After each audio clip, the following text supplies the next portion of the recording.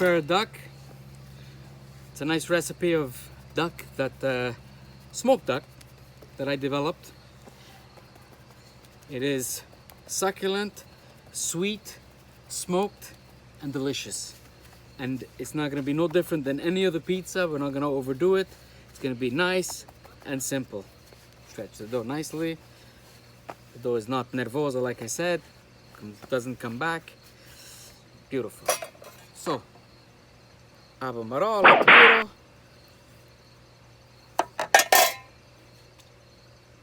The smoked duck.